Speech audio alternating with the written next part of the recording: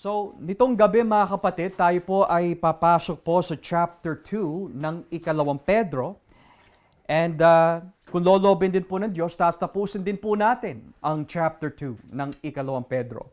And the reason why it's important to bring all these verses together as one chapter, dahil iisa lang po ang kanilang mensahe. Iisa lang po ang paksaho nila. Iisa lang po ang focus ng chapter po na ito at walang iba kundi ang mga huwad na propeta, mga false prophets, mga false teachers. Now, in order to understand yung transition patungo po sa chapter 2, kung natatandaan po natin last Friday na pag-aralan po natin kung bakit po ang kasulatan ay mapagkakatiwalaan. Unang-una, hindi po ito nagmula sa innovation or interpretasyon ng mga tao, kundi ito po ay nagmula sa Diyos. At ang mga propeta na nangaral at nagpahayag noong mga panahon po na yon, hindi po sila nagpahayag based on their feelings or their emotions, kundi sila po ay binuhat ng banal na Espiritu at sila'y inudyukan ng Espiritu po ng Diyos upang makapagbahagi at magpaghayag patungkol po sa kanyang revelation. And therefore, kaya po nasabi po ni Pedro last week sa ating pag-aaral in chapter 1, verse 20-21, that holy men of God spoke as they were carried by the Holy Spirit is because the scriptures are God-breathed. Pero, tinanong din ho natin, bakit kailangan i-remind ni Pedro ang mga kapatiran that ang kasulatan ay mapagkakatiwalaan is due to the fact that may mga taong nakapasok sa church na dating mga miyembro ng church na tumiwalag sa pananampalataya na ngayon naghahasik na maling aral that you cannot trust the scriptures, there is no judgment that is coming, Jesus Christ is not coming back, and therefore, nais po i-address ni Pedro, mali ang kanilang katuruan, mali ang kanilang pananaw, at ang rason kung bakit ganyan ang kanilang mga ipinapangaral dahil ito ang kanilang bunga. To which, sa pagpasok po natin sa ikalawang Pedro, as you see on the whiteboard, there are 3 things na matututunan po natin hopefully nitong gabi. Number 1, what is their motive and their impact sa mga tao? Ano po ba yung impact ng mga false teachers sa iglesia? Dahil naghahasik po sila ng kaguluhan eh. Naghahasik po sila ng false teaching. So ano po yung impact po nila? When we find that out, then we will transition to number 2. Ano po ba ang kanilang bunga, karakter, pag-uugali? In other words, ano po ba ang pag-uugali ng isang tao na hindi born again? Nawala sa kanya ang buhay na walang hanggan. Nawala sa kanya si Kristo. And lastly, ano po ang magiging judgment sa mga itong klaseng tao na namumuhay sa ganyang klaseng pag-uugali, doktrina, at etc. So we're going to be learning about the impact, the character, and their judgment. So let's begin first off, mga kapatid, with their character. Unang-una, or rather their impact. Kung titignan po natin dito, in verse 1, from verses 1 hanggang 3, makikita po natin yung impact ng mga false teachers po na ito. Sabi po dito sa verse 1, ngunit nagkaroon din ng mga huwad na propeta sa mga mamamayan ng Israel nung unang araw. At ganito rin ang mangyayari sa inyo. So notice how verse 1 says, nagkaroon ng mga huwad na propeta sa mga mamamayan ng Israel noong araw. Yung unang araw o noong araw na tinutukoy po ni Pedro po dito is a reference to Deuteronomy chapter 13. Okay? Deuteronomy chapter 13. Binalaan na po ni Moises ang mga Israelita that in this chapter, makikita ho natin kapag may mga tao na nagsabi sa inyo na sila'y propeta o sila'y po ay isinugo po ng Diyos at nagkaroon po sila ng mga pangitain, panaginip, huwag niyo sila paniniwalaan. Kung yung mga sinasabi nila does not come to pass, kung yung mga sinasabi nila ay hindi tumutugma sa kautusan, do not believe them. Do not fear them. Do not take their word for it. So Deuteronomy 13:1-5, yung tinutukoy po dito. So hinalintulad po ni Pedro through means of example, kung sa Old Testament, nagkaroon ng mga false prophets, mas lalo na sa ating panahon. Walang pinagbago. Kung may mga naghahasik ng kaguluhan sa pamagitan po ng maling aral, yan din ay mangyayari sa bagong tipan. We see false teachers and false prophets in both testaments. Ngayon, sabi din po in verse 1, magkakaroon ng mga huwad na guro sa inyo at palihim nilang ituturo ang mga aral na makasira sa pananampalataya ninyo. Itatakwil nila maging ang Panginoon na tumubos sa kanila, kaya bigla nang darating sa kanila ang kapahamakan. So ayon po dito sa talatang 1, magkakaroon po daw ng mga huwad na guro. Pero ang tanong, saan sila manggagaling? O sabi po ng Biblia, ang mga huwad na guro sa inyo mismo manggagaling at palihim nilang ituturo ang mga aral na makasira sa pananampalataya ninyo. So dito, nakikita ho natin that false teachers, bagamat ang kanilang katuruan ay makamundo, it is not from God, it comes from the world. Pero we see here that minsan, if not, most of the time in the New Testament, saan po ba lumilitaw ang mga false teachers? From within the church. Dahil hindi lahat na masasabi po natin nagaan yung tupa ay talagang tupa talaga. Sinabi po mismo ng ating Panginoon, may mga false teachers na nakasuot po yung damit ng mga tupa, but deep down, sila po ay mga mababangis na lobo. They come to you in sheep's clothing, but deep down, they are ravenous wolves. So dito, it's very clear that nakapasok na sila, and yet lumitaw po ang kanilang mga maling aral when the gospel has been declared. Now, it is interesting because kung natatandaan po natin when we first learned about 2 Peter, one of the main reasons kung bakit po hindi ito tinanggap sa kanon po ng kasulatan is due to the fact that ang ikalawang Pedro ay humuhugot sa Jude. At ang Jude ay gumagamit po ng mga pseudepigraphal books o kung tawaging New Testament Apocrypha. Gumagamit po sila ng unang Enoch, gumagamit po sila ng Jubilees, gumagamit po sila ng mga Jewish tradition, at ganoon din ang ginamit po ni Pedro. And the reason for this is due to the fact sa mga panahon po na yan, this was something that was well known to the people. So it may have been that Jude and 2 Peter, meron po silang pinaghuhugutan po isang source na ginamit po nila bilang halimbawa at aral upang makapagturo po sila ng literal inspired truth by using those as an example. Now, bakit ko po kailangan banggitin po yun? Dahil mapapansin po natin that habang binabasa po natin yung mga tekstong ito, yung nabanggit po ni Pedro, yun din ang binanggit ni Jude, almost magkahawig, almost word for word, ang kanilang binabanggit. Halimbawa, nung banggitin po ni Pedro, magkakaroon ng mga huwad na guro sa inyo at palihim nilang ituturo ang mga aral na makasira sa pananampalataya ninyo. Kung babasahin po natin ang Jude, talatang 4, almost word for word, inulit po ni Pedro yung nakalagay sa Jude. Sa Jude verse 4, tignan nyo ha. Sabi po dito, Jude verse 4, sumulat ako sa inyo dahil hindi ninyo namalayan na napasok kayo ng ilang mga tao na pinipilit baguhin ang mga aral tungkol sa biyaya ng Diyos upang magkagawa ng kalaswaan. Tinalikuran nila ang ating Panginoon Hesukristo na nagmamay-ari ng ating buhay. Sila'y mga taong walang Diyos na noon pa man ay nakatakda ng parusahan ayon sa kasulatan. So notice this. Sa ikalawang Pedro 2, talatang 1, nakalagay, may mga taong nakapasok palihim. Yun din ang binanggit ni Jude. Binanggit din po ni Pedro, dininay nila ang Panginoon Jesus. Yun din ang binanggit ni Jude.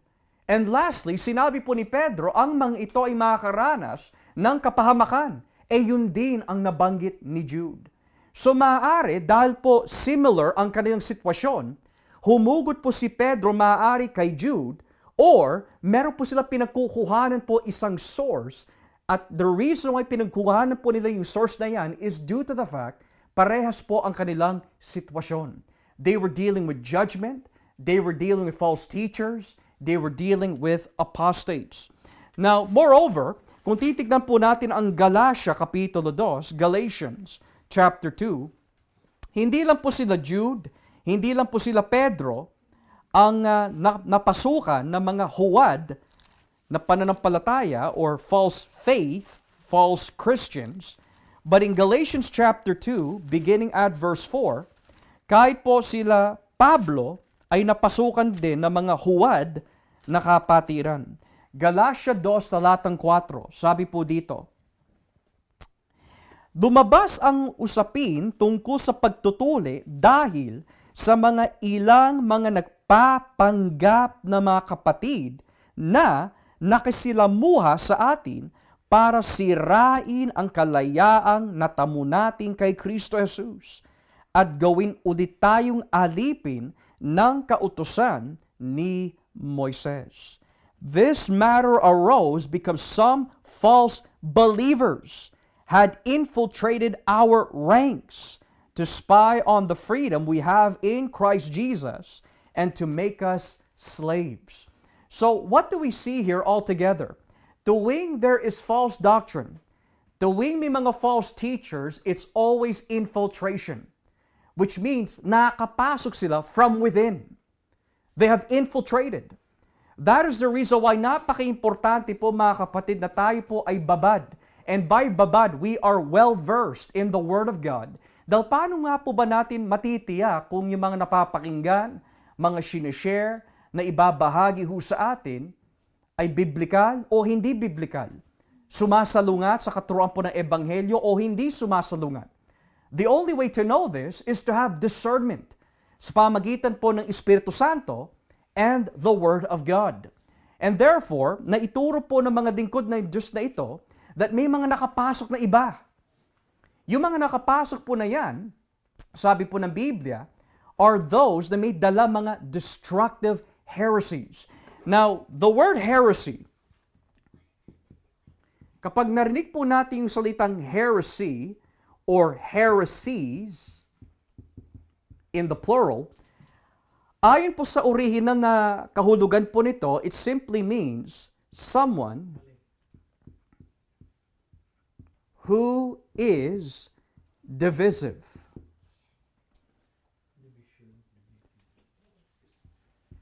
Divisive. Okay? Or divisive. This is a person na talagang ang pinaka-intention po niya ay wasakin o hamakin ang pagkakaisa ng iglesia. Di ba, minsan nakakarinig po tayo, oh, that person's a heretic, or that person's a heretic. O kapag ito ay nagturo ng salungat sa Ebanghelyo, yan po ay heretic. But what does the word heretic actually mean? The word heretic and heresy simply means a person who teaches something that is divisive. Ngayon, kapag sinabi po natin heresy, someone who teaches something that is divisive or divisive. Okay? So, here's the gospel. Kapag may nagturo na kumakalaban o kumukontra sa Ebanghelyo, that's heresy. Halimbawa, si Kristo ay hindi Diyos. That's heresy. Or, ang iglesia ang natatanging daan upang tayo po ay maligtas and it's not faith in Christ alone. That's heresy. O walang impyerno. Jesus didn't die on the cross for sinners. That's heresy. So anything that involves the gospel, kapag yan ay kinalaban, it is heresy. So kapag may isang simbahan na nagtuturo that ang tao ay hindi maituturing matuwid sa pamagitan ng pananampalataya lamang, kailangan niya yung gawa, that's heresy. Or kapag may nagturo that walang Trinidad, that's also heresy. So lagi po natin tatandaan, heresy or heretic ay tumatukoy po sa tao o yung kanyang tinuturo that is creating a division sa Ebanghelyo. He's creating a division in the church, he's creating a division in the doctrine. Yun po ay tinatawag heresy or heretic. Okay? Ngayon, kung babalikan po natin ang 2 Peter chapter 2, sabi po dito sa talatang 2, ito po ang kanilang impact.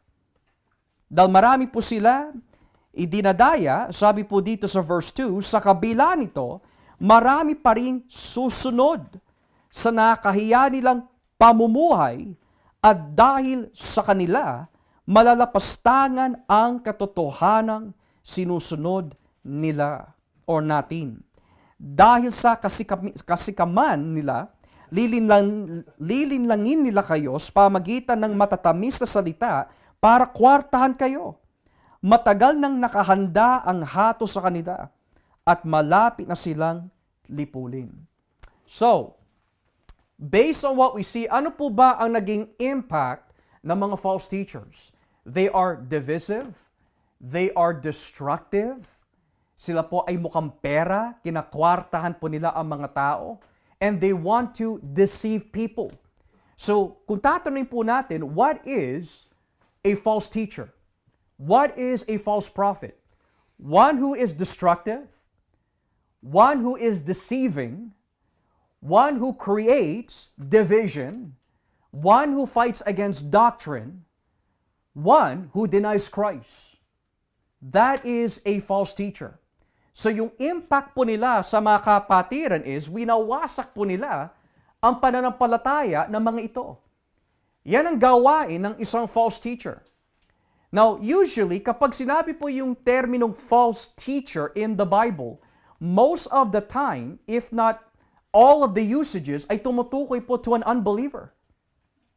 When the word false teacher is used in the Bible, most of the time, itinutukoy po dito ay mga unbelievers. Halimbawa, nung sinabi po ni Kristo, beware of false prophets. Dahil tignan mo yung bunga nila, can a bad tree produce good fruit? No. If you are in Christ, though we're not perfect, you will produce good fruit. Pero a false teacher, false prophet, cannot produce good fruit. Why? Because that implies, mga kapatid, that he is not born of God.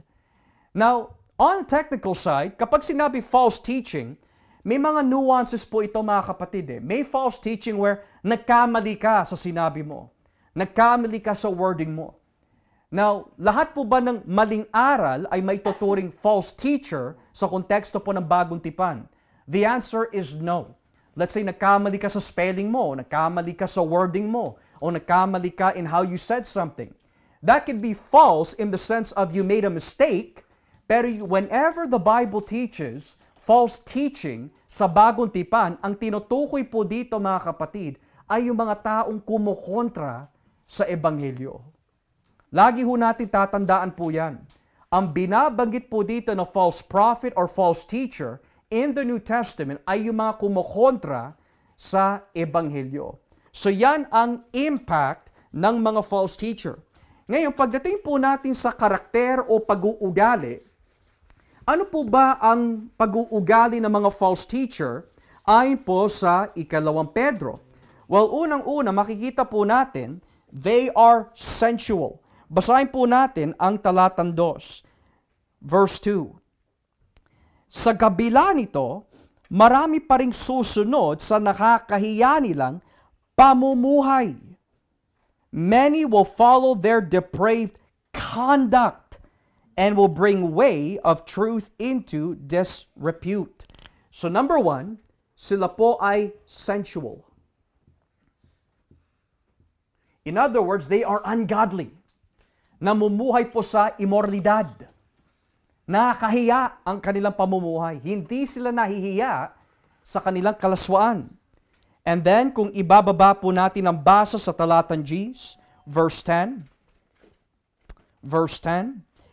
Kaya makikita natin na alam ng Panginoon kung paano iligtas sa mga pagsubok ang matuwid at kung paano parusahan ang masasama.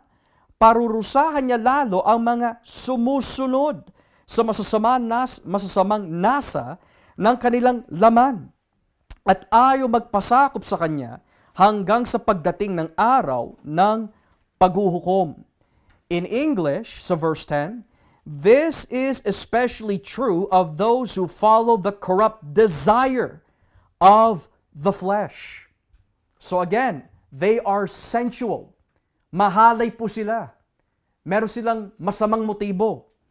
And then, sa talatang 13 hanggang 14, ito ang kabayaran sa ginagawa nilang kasamaan. Mahilig silang gumawa ng lantarang kalaswaan. Malaking kahihiyan at kapintasan ang dala nila sa inyo. Natutuwa silang lokohin kayo habang kumakain silang kasama ninyo sa mga pagsasalo-salo ninyo. Kung tumingin sila sa babae, puno ito ng pagnanasa. Wala silang tigil sa paggawa ng kasalaanan at hinihikayat pa ang mga taong mahihina. Sanay sila sa pagiging sakim, mga isinumpa sila. So by sensual, they are immoral, they are adulterers, they have a greedy and ungodly motive sa mga tao. Yan po yung mga false teachers na naghahasik po ng maling aral noong panahon po ni Pedro. Pangalawa, they are greedy liars. Sakim na, sinungaling pa. Verse 3, kung itataas po natin ang basa sa talatang 3,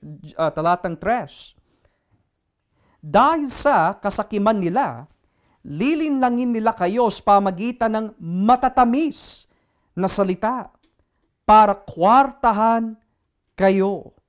Dahil sa kasakiman nila, lilinlangin nila kayo sa pamagitan ng matatamis na salita para kwartahan kayo.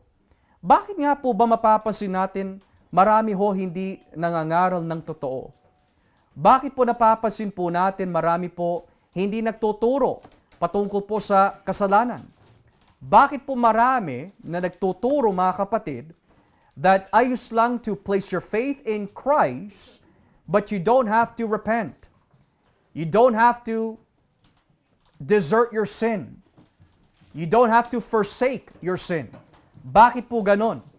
Because sabi po dito in verse 3, napakalinaw, lilinlangin nila kayo sa pamagitan ng matatamis na salita para kwartahan kayo. That is clear in the Word of God. So, again, tatanungin ko po, bakit po there are many mega churches? Bakit po maraming ayaw mangaral patungkol po sa kasalanan? Bakit maraming nagtuturo patungkol po sa prosperity? Bakit po maraming takot mangaral patungkol po sa pagsisisi? Is because ang motibo ay nais po nila kwartahan ang mga tao.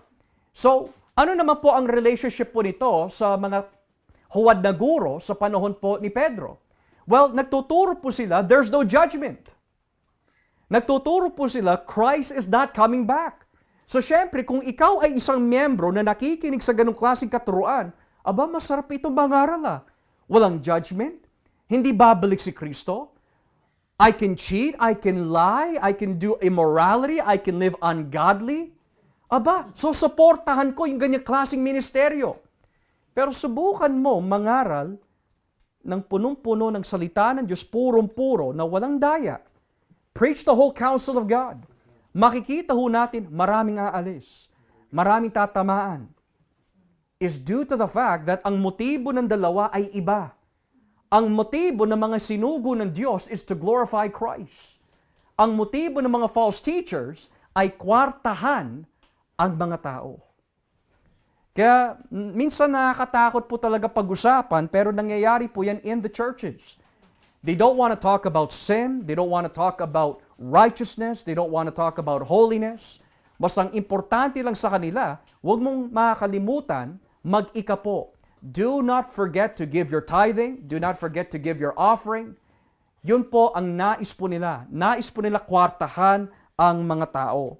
Bukod pa ho dito, they're not only greedy liars, pero bukod po sa mga nabanggit kanina, sakim din po sila. In verse 14, tignan nyo ha, sa talatang 14, sabi po dito in verse 14, kung tumingin sila sa babae, puno ito ng pagnanasa. Wala silang tigil sa paggawa ng kasalanan at hinihikayat pa ang mga tao mahihina.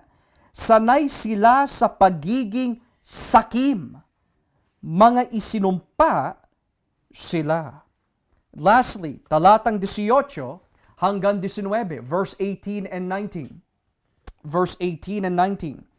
Mayabang silang magsalita, pero wala namang kabuluhan. Sinasabi nilang hindi masama ang pagsunod sa masasamang nasa ng laman. Kaya nahihikayat nilang bumalik sa imoralidad ang mga taong kakatalikod pa lamang sa masamang pamumuhay. Ipinapangako nila ang kalayaan sa mga nahihikayat nila. Pero sila mismo ay mga alipin ng kasalanang magpapahamak sa kanila, sapagkat alipin ang tao ng anumang kumokontrol sa kanya. So again, bakit po they're greedy liars? They're greedy dahil ang motibo po nila ay makwartahan ng mga tao. They're liars dahil tinuturo po nila sa mga tao, look, there's no judgment that's coming. Jesus Christ is not coming back. You can live however you want to live. So syempre, dadami ang miyembro. Ang mga taong namumuhay sa laman is attracted sa katuruan ng laman. Ang mga tupa is attracted to the voice of the shepherd. Kapag nangaral ka ng doctrine full of flesh, ang makukuha mo ng mga tao ay mga laman din. That's why it's very, very important to understand how false teachers operate. Number 3, ang kanilang pag-uugali is animal-like. Parang sila mga mababangis na hayop. They are animal in their nature. Basahin po natin ang talatang 12, verse 12. Sabi po dito, pero nilalapastangan na mga gurong ito ang mga bagay na wala naman silang alam, para silang mga hayop na walang isip at ipinanganak para huliin at patayin. Talagang lilipulin ang mga taong ito. So, they are animal-like. Moreover, kung natatandaan po natin, sila po ay hinalintulad sa mga aso at baboy. So, ang mga false teachers po na ito, para sila mga hayop. They are irrational. Hindi nag-iisip. No wonder why they're liars. No wonder why they're greedy. No wonder why they are sensual. It's because in the animal kingdom, when you notice how animals are, sakim sila. They don't care about anything else but themselves. Survival mode lagi sila. They're also wild. Yan din ang ugali ng mga ito. Now, it's interesting kasi nabanggit ko po sa inyo ang 2 Pedro at ang Jude ay humuhugot in some source. So, yung salitang parang sila mga hayop ay naulit na naman sa Jude pero in verse 9. Jude verse 9. Tignan nyo ha. Almost word for word. Jude verse 9. Tignan nyo po nakalagay. Verse 9. Kahit na si Michael, sabi po dito, na pinuno ng mga anghel ay hindi nanlait ng ganoon, sapagkat nang makipagtalo siya sa diablo kung sino sa kanila ang kukuha ng bangkay ni Moises, hindi siya nangahas umakusa ng may panlalait. Sa halip, sinabi lang niya, sawayin ka ng Panginoon.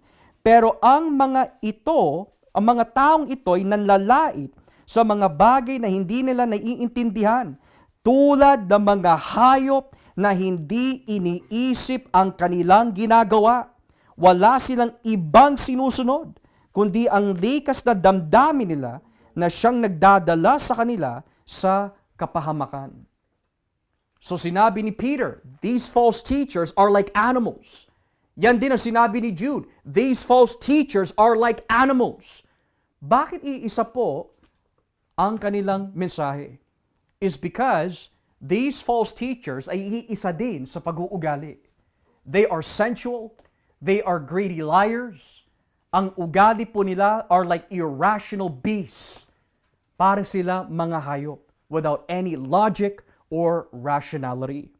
Number 4, ang mga false teachers, walang kinikilalang otoridad. They despise authority.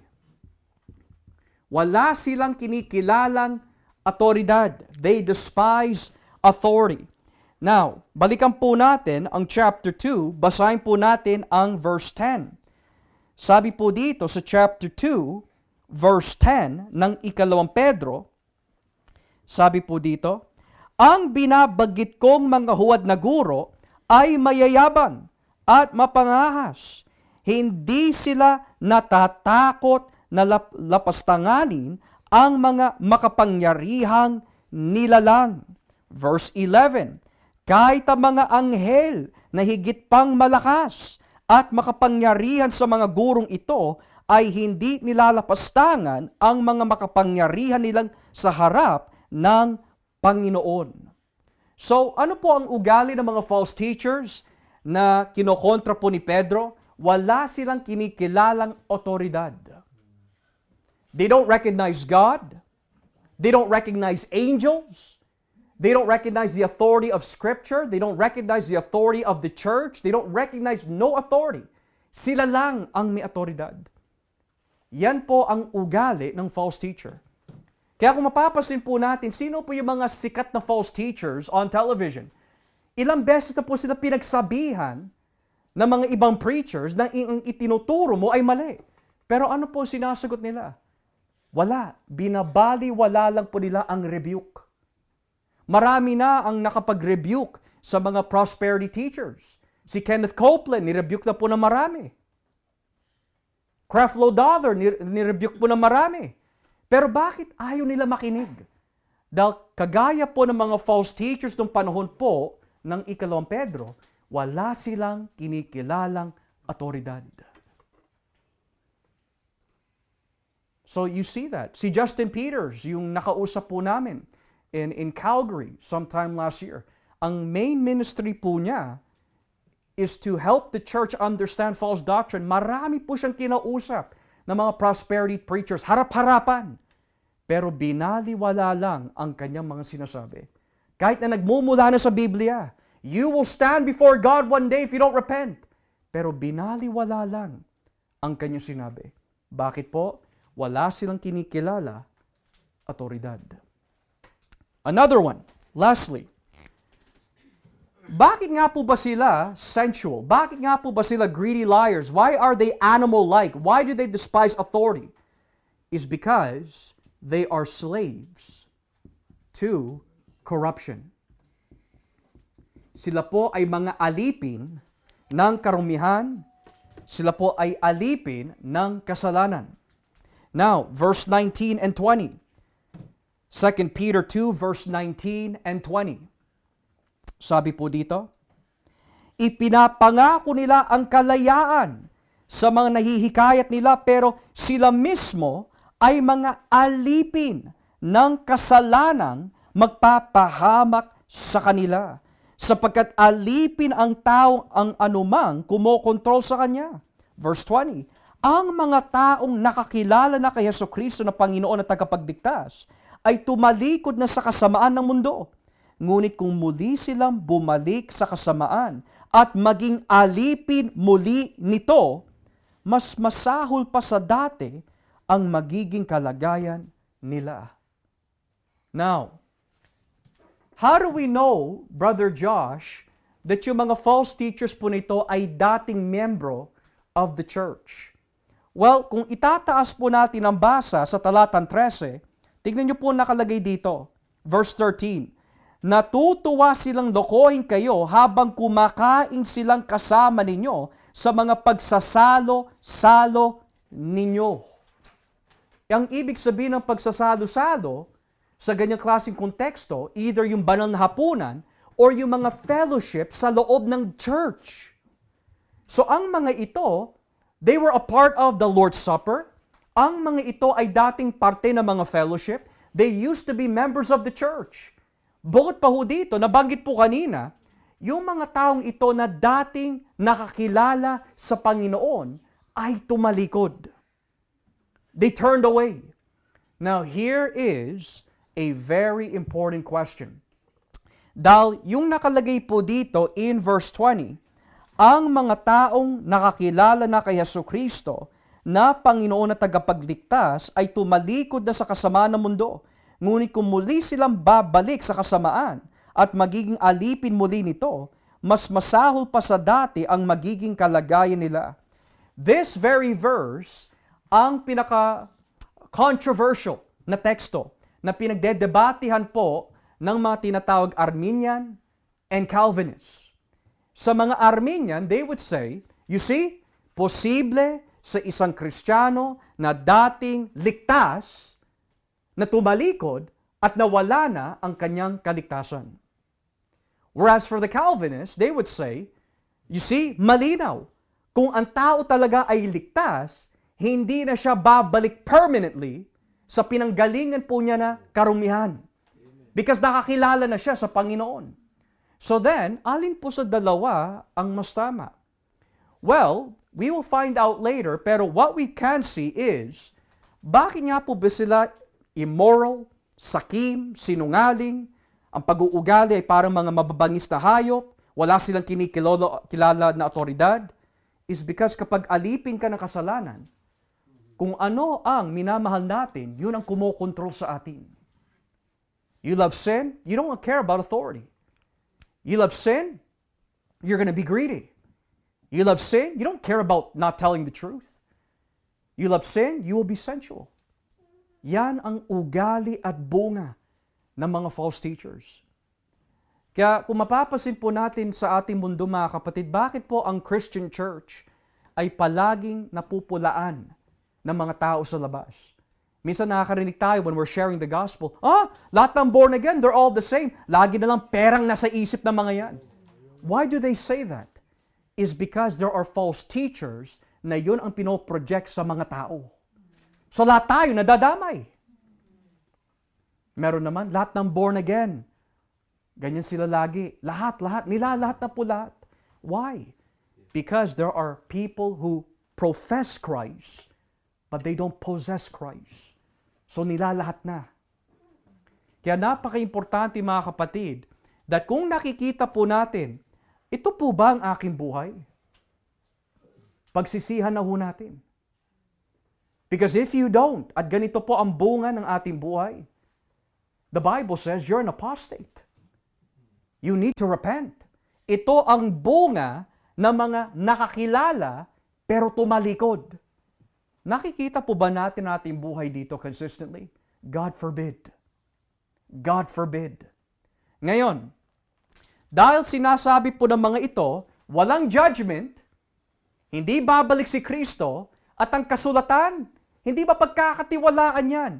Ano ngayon ang gagamitin ni Pedro upang tumahimik sila? Well, again, I want to repeat to you.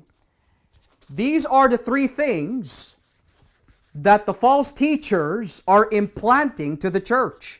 Natututulan, makikita po natin mamaya ni Pedro. Number 1, there is no judgment. Okay? And number 2, the scriptures are not reliable. And number 3, we will learn that next week kung lolobin po ng Diyos because it's in chapter 3. Okay? There is no judgment. Yan ang hinahatid ng mga false teachers.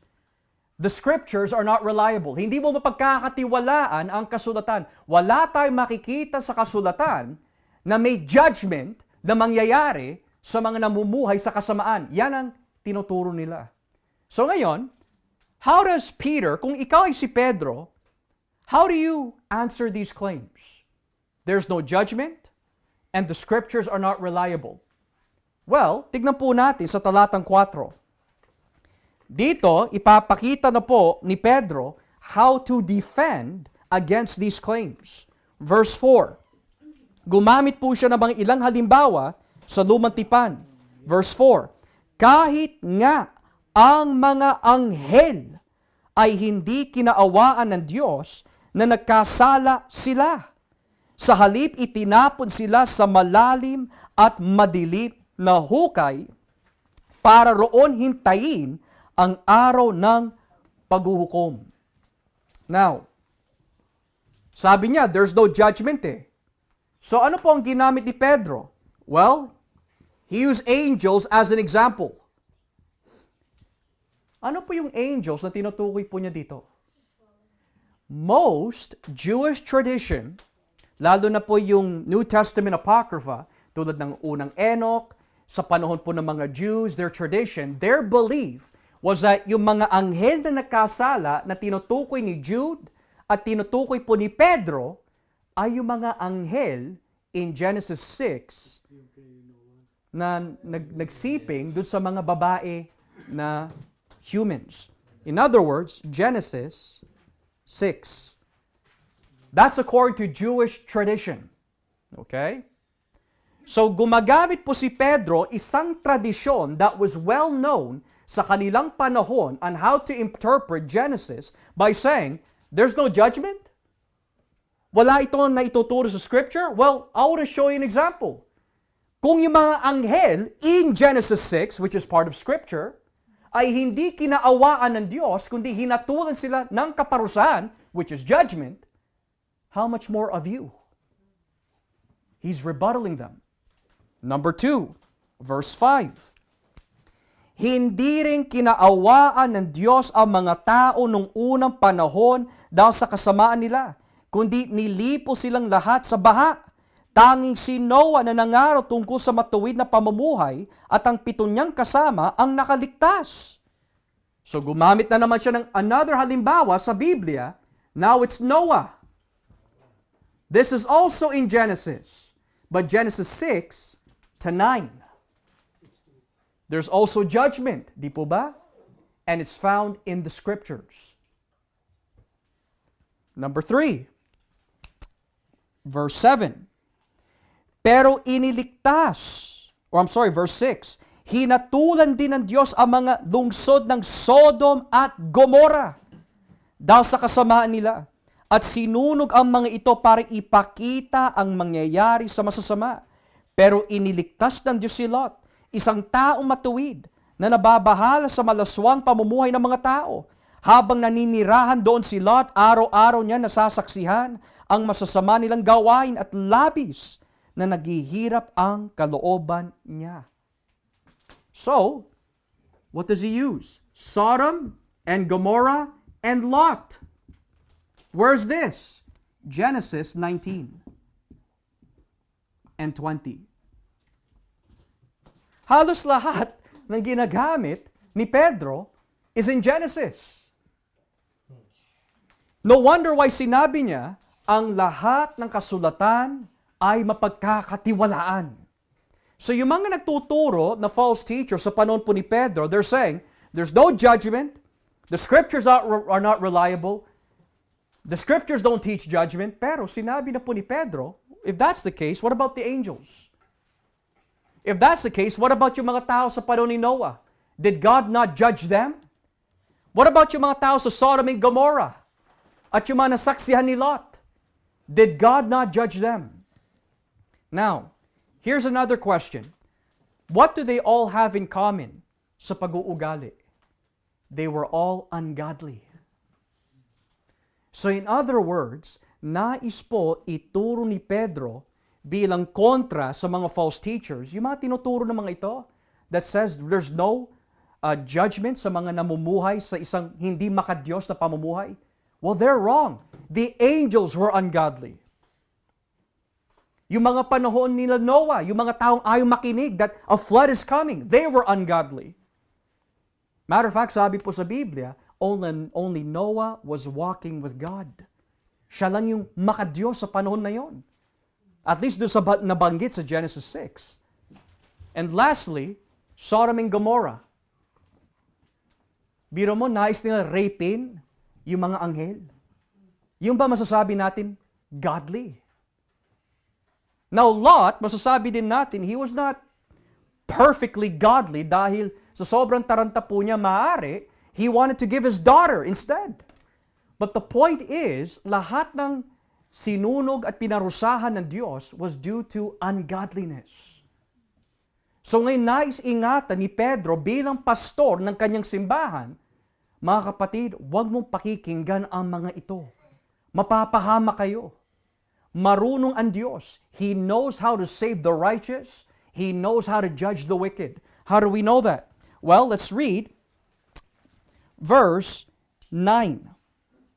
Verse 9 and 10. Kaya, makikita natin na alam na ng Panginoon kung paano iligtas sa mga pagsubok ang mga matuwid at kung paano parusahan ang masasama. Parurusahan niya lalo na ang mga sumusunod sa masasama nasa ng kanilang laman at ayaw magpasakop sa Kanya hanggang sa pagdating ng araw ng paghuhukom. So, here is what Peter is teaching the church in 2 Peter. Their impact is ungodly. Their character is ungodly. Who are the ones that God will judge in a very severe way? The ungodly. The ungodly. Yan din ang mensahe ni Jude. Ang sabi po ni Jude, God will come back at hahatulan niya ang mga hindi makadiyos. So ngayon, kung yan po ang maging kahihinatnan ng mga namumuhay po in ungodliness, this comes back to that question that I had paused for a moment, and that was, posible po ba sa isang Kristiyano na sumasa kanya po ang banal na Espiritu, na mamuhay po sa mga ganyang klaseng characteristics and lose their salvation? Kasi sabi nga po dito in verse 20, ang mga taong nakakilala na kay Jesucristo na Panginoon at tagapagligtas ay tumalikod na sa kasamaan ng mundo. Ngunit kung muli silang bumalik sa kasamaan at magiging muli alipin ito, mas masahol pa sa dati ang magiging kalagayan nila. Mas mabuti pang hindi na nila natagpuan ang landas patungo sa matuwid na pamumuhay kesa sa natagpuan ito at talikuran lang sa bandang huli ang mga banal na utos na ibinigay sa kanila. Bagay sa kanila ang kasabihan, ang aso'y kumakain ng suka niya, at ang baboy paliguan man ay babalik din sa kanyang lubluban. Now, is it possible? That's the question. Is it possible for a Christian to live like this?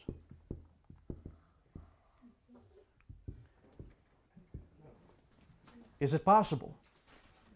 Now, we have to look at the nuances. Yung binabanggit po ni Pedro po dito, we can say, posible sa isang Kristiyano na magkasala. Posible sa isang Kristiyano na tumalikod temporarily. Pero yung binabanggit po dito is not referring to temporal. Ang tinutukoy po dito ay yung mga taong tinakda na parurusahan ng Panginoon. And how do we know hindi ba Kristiyano ang kausap po dito? Balikan po natin ang verse 3. Verse 3, balikan po natin. Look at the last sentence. Verse 3, last sentence. Matagal nang nakahanda ang hatol sa kanila at malapit na silang lipulin. What does that mean? Matagal nang nakatakda. Matagal nang nakahanda. When you use the word foreordained, prepared, nakahanda, nakatakda, appointed, that means bago po sila nilalang, bago po sila makagawa ng anumang bagay, this was already appointed by God sa kanyang eternal design. Now here's another question that might be troubling. Emotionally, parang unfair yun ah. Emotionally. Theologically, it's not the same case. Emotionally, it sounds and feels unfair. But theologically, it's not. Basahin po natin ang Kawikaan 16, Proverbs 16, okay? Proverbs 16, and you're going to see that in God's universe, He will do everything and anything for His glory. Proverbs 16, and let's begin here in verse 4. Kawikaan 16, talatang 4. Proverbs 16, verse 4. Tingnan niyo po.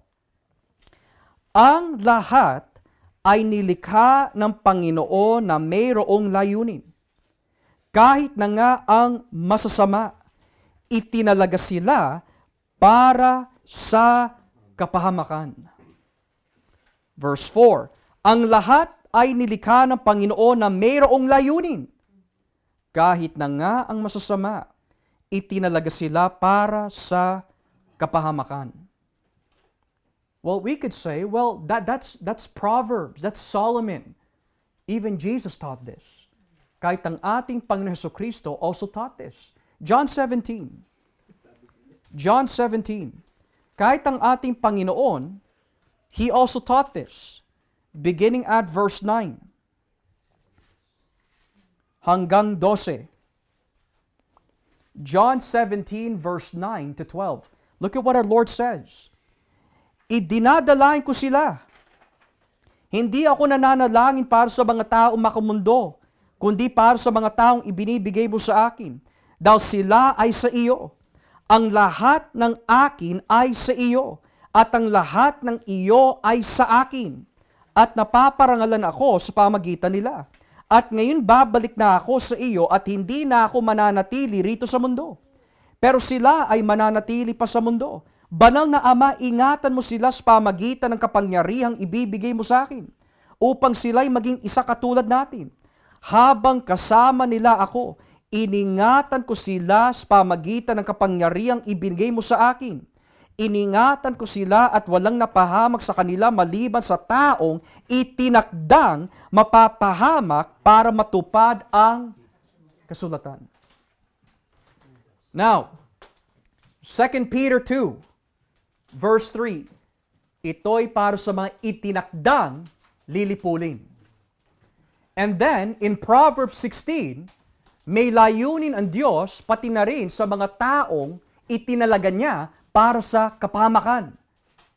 And then in John 17, he's speaking about Judas Iscariot. He's saying, yung 11, Matthew, Thomas, Peter, James, Jude, these guys, iningatan ko sila. Maliban lang yung taong itinalaga at itinakda para sa kapahamakan. Now think about that. So then when you look at this, is it possible for a Christian to live like this, including eternal judgment? The answer is clear.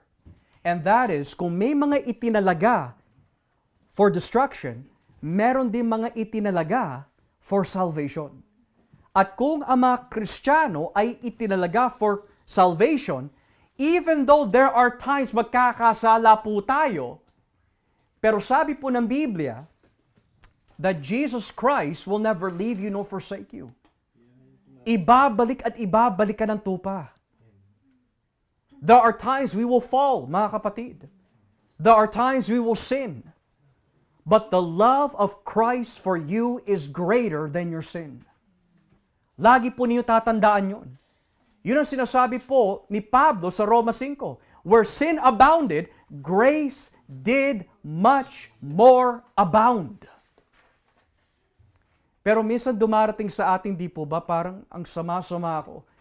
I don't think God will ever love me. Kapatid, do you know how much God loves you? Look at the cross. Look at the cross. Binubulong sa atin minsan ng ating madayang puso at ni Satanas na hindi ka na mahal ng Panginoon. Dahil ikaw ay nagkasala, nagkulang, hindi ka na nagtatapat. Pero kung ikaw ay manunumbalik at magsisisi, patatawarin ka ng Diyos. Pero ang mga ito ang malala. Sabi po, nakilala nila yung tamang mensahe, tamang doktrina, pero nagawa pa rin ho nila tumalikod. Kaya tignan niyo po ang sabi ni Pedro, just to close things off. What did Peter say about these guys na tumalikod? Biro mo, they heard the gospel, they were a part of the church, they understood the system of the church, and yet sabi nila at the end, I don't want anything to do with it. I don't want to have any business with you guys. Tatalikod na lang ako. So sabi ni Pedro, ang kanilang estado ngayon ay mas malala pa kaysa sa estado nila noon. What's the difference? Kasi nung una, hindi nila narinig. Pero ngayon narinig na nila. At tumalikod pa sila, mas matindi ang kanilang haharapin pagdating po sa araw ng pag-uukom. So ngayon, ang tawag po ni Pedro sa kanila, through this analogy, he quoted from Proverbs 26 verse 11. Okay? Kawikaan 26:11. Diyan po siya humugot at sinabi po niya, ang aso ay kinakain ang kanyang suka. Ngayon, kapag binasa niyo po ang Proverbs 26:11, yan lang ang nakalagay, aso lang. Pero ang tanong dito, nasan yung baboy? Di ba? Di ba sinitas po kanina ni Pedro yun? Sabi niya, in the last verse, ang aso, kinakain niya ang kanyang suka, at ang baboy, pagkatapos mo paliguan, bumabalik ulit sa putikan. Saan yung baboy dito sa Kawikaan 26:11? Wala. So ngayon, here's the reason why. Peter is using Kawikaan 26 for the dog analogy. Pero he's using the pig analogy bilang isang proverb that was well known sa panahon po na yun. Okay? Kasi wala tayong mababasa sa Kawikaan 26:11 na may nakalagay baboy. Aso lang. So ngayon, gumagamit po si Pedro ng dalawang kawikaan, isa sa Biblia at isa sa isang sikat na kasabihan sa kultura po nila noong panahon na yun. So nais po niya magbigay ng mensahe, what is a false teacher? Sensual? A greedy liar? Does not respect authority? They are slaves to sin? Oh, and by the way, alam na nila yung daan kung paano sila malilinis sa kanilang mga kasalanan. Pero mas pinili pa nila ang buhay sa karumihan. Yan ang isang false teacher na sa madaling salita, yan ang bunga ng isang taong tumiwalag sa pananampalataya. So bakit nga po ba tumitiwalag ang tao po sa pananampalataya? Si Judas, si Demas, bakit po siya tumitiwalag? Is because mas mahal po nila ang karumihan kesa po sa kabanalan ng Diyos. So in short, what does chapter 2 want to teach us? About false teachers? Yes, but not necessarily. Nag-dedicate po si Pedro ng isang chapter sa mga false teachers para maipresenta sa church. Huwag mong gagayahin ang pamumuhay nila. Because it will be judgment. This is how you should live. Live godly. Yan ang mensahe ni Pedro sa chapter 2. Huwag mo tutularan yung mga tumiwalag. Huwag kang tatalikod sa pananampalataya. Huwag mo tatanggapin ang kanilang maling mensahe na magpapahamak sa inyo. There is judgment that is coming. Pero sa inyo mga pinabanal na nilinis na ni Kristo, live godly. Live godly. Because when you live godly, makakasama mo si Kristo. If you live godly, there is no more condemnation to those who are in Christ Jesus. When you live godly, mapapasama ka sa new heaven and new earth. So that being said, mga kapatid, yan ang 2 Peter chapter 2. Do not be like the false prophets. Do not live in unrighteousness. Live godly. Because whatever lifestyle you choose will have eternal consequences. Yan ang 2 Pedro, Kapitulo 2. Kaya nawa po sa ating pag-aaral po nitong gabi mga kapatid, nawa yung pag-aaral po natin ay nagbigay ng understanding and clarity kung ano po ang nais po na iparating ni Apostle Peter, not only in his day, but as well in our day. So that being said, nais ko po i-open up yung ating, yes, Brother June. Nandito Yeah, so it is quite possible, Brother June, gumamit po si Peter ng two proverbs. One from the scriptures and one that was well known sa panahon po nila. Yeah. So like halimbawa, kapag walang tiyaga, walang nilaga, yan ay, wala po yan sa kasulatan, those words, but it's well known in our culture. So maari, ginamit po ni Pedro that pig proverb because well known po yun sa kanilang kultura. Okay? Okay, anyone else? Pero ginamit ni dun sa Matthew, right? Pastor? Which one Do po? not give the pearls to the pig. Yeah. But the difference between that one and this is that in Matthew, ang tinutukoy doon, wag mo na ipagpilitan pang ebanghelyo sa mga taong ayaw makinig. This one, napakinggan na nila, pero sinuka lang. Right. So, they went back to the filth. Yeah. Pastor, malinaw naman yung sinabi na may mga nakatakda for judgment and destruction. Pero dun sa verse 1, and I'm trying to reconcile it, The master that bought them. yeah, Yeah. even denying the master who bought them. Yes. That specific, why, bakit yung language na ginamit, or Yes. as to how do we reconcile the other passages?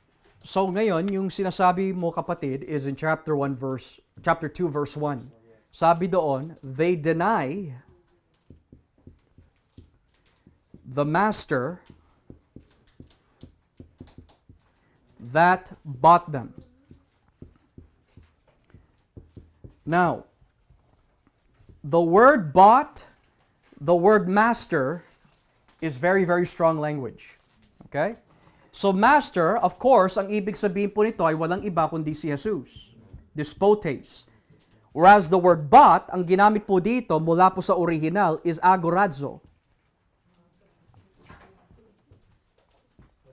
Now, tuwing ginagamit po yung salitang agorazo, it's always referring to purchasing or redemption. Ginamit po ito sa unang Korinto 6 verse 20, where it says, glorify God in your body, for He purchased you, agorazo. So ngayon, tuwing ginagamit po yung salitang agorazo, it's always referring to God purchasing something at yun po ay kanyang pag-aari na. So ngayon, ang tanong ni Brother Alson, since salvation cannot be lost, how can we reconcile this? Kasi malinaw you can't deny. Nakalagay, they deny the Master, Jesus, that bought them. So that means, kapag binili ka na ni Kristo, binili ka na talaga ni Kristo. That's what it means. Pero, given yung mga nabasa po natin kanina, ang ibig sabihin po nito is, they are professing. Okay? They are professing to be Christians. So in other words, we can say, kapatid, given yung mga other passages, these people, kasama sila sa mga pagsasalo-salo. Pangalawa, sila yung mga taong nakakilala sa Panginoon. How? Through the teaching. And dahil dati po sila kasama in the church, maaari, Peter is addressing a very specific profession nila. And that is, look, Jesus bought us. Well, if Jesus bought you, bakit ka tumiwalag? So ngayon, sinasabi ni Pedro, dahil sa kanilang masamang pamumuhay, masamang doktrina, masamang pag-uugali, they are denying Jesus, who they profess, purchased them. Because kung titignan lang po natin ang chapter 2 verse 1, pero hindi natin titignan ang kabuuan ng Biblia, talagang we can come to a conclusion that ang kaligtasan ay mawawala. Pero dahil na nga sinabi ni Juan, sila'y dati naming kasama, pero sila'y tumiwalag. Kung sila ay talagang bahagi sa amin, mananatili sana sila sa amin. Pero ang kanilang pagtiwalag ay nagpapatunay, hindi sila kabilang sa amin. And then sinabi din ni Kristo, ang mga tupa na binigyan ko na buhay na walang hanggan, kailanmay hindi sila mapapahamak. So when we take all of Scripture together, we could say that the more probable reading of this is that they were professing that Jesus is their master, Jesus died for them, Jesus purchased them. Pero dahil sa kanilang pagtiwalag, they denied everything that they professed. So, is similar siya sa yung nasa Hebreo sa where Yes. you have partaken of the Yes. yung gifts ng banal na Espiritu. Absolutely. Absolutely. Absolutely. So, Yeah. Pastor, parang sa wheat and tares din. Yeah. Na bago, siyempre kasama nila sa simbahan. Sabi ng Panginoon, huwag mo nang ihiwalay. Mm. Kasi sa judgment din na. Siya ang bubunot. Yeah. Absolutely. And again, I also want us to be aware that bago po ba dumating si Kristo, lahat po ba ng apostates iaalis po niya sa church? There's nothing in Scripture that says. Pero ang nakalagay nga po sa Biblia is that when He does come back, at may mga nananatiling apostate in the church, doon po niya hihiwalayin ang mga mananampalataya sa mga hindi mananampalataya. So, ngayon, ano po yung nagiging validating answer na ako po ay na kay Kristo? Mga kapatid, the fruit. The fruit. It doesn't matter if you're growing 10 fruit, 30 fruit, 40 fruit, 50 fruit. Ang importante, namumunga. Dahil kailanmay ang mga apostate, hindi sila magbubunga. Pwede sila magpakitang tao, pwede po sila maging mabait, pero lilitaw at lilitaw po ang kanilang bunga pagdating po sa tamang panahon. So, if you are bearing fruit and you love Christ and you want to live for Christ and you love holiness and you hate sin, namumunga ka mga kapatid. You are bearing fruit. Anyone else have any other questions? Yung regarding doon sa inner ng Panginoon yung puno ng igos na hindi nagbubunga. Mhm. Di ba yan din yung may kinalaman din niya sa pagbubunga ng mga Kristiyano kapag tagang tunay na Kristiyano. Yeah, yung sinumpa po niya na puno, it's more of a picture sa unbelief ng mga Israelita. Pero sabi nga po na ating Panginoon, ang lahat ng nakakabit sa Kanya ay mamumunga.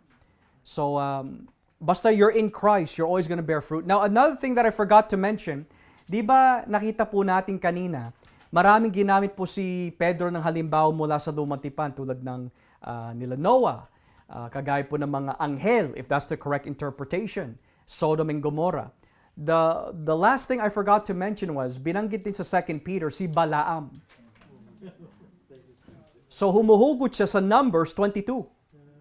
So, bakit po ginamit ni Pedro si Balaam ng Lumang Tipan bilang halimbawa ng mga false teachers? Dahil kung si Balaam ay bayaran para lang kwartahan yung mga tao at pagpalain sa maling paraan, yan din ang motibo ng mga false teachers. Okay? They are hired not for godliness, but for unrighteousness. Okay? Anyone else po have any questions? Whether related or unrelated? Does anyone have any other questions? Okay. Going once. Going twice. Okay. Well, if everything has been clear, to God be the glory, mga kapatid. I pray and hope that naging klaro ho sa atin that God wants us to live godly so that we may escape judgment through Christ Jesus. That being said, tayo po ay magbigay na po ng doxology sa ating Panginoon.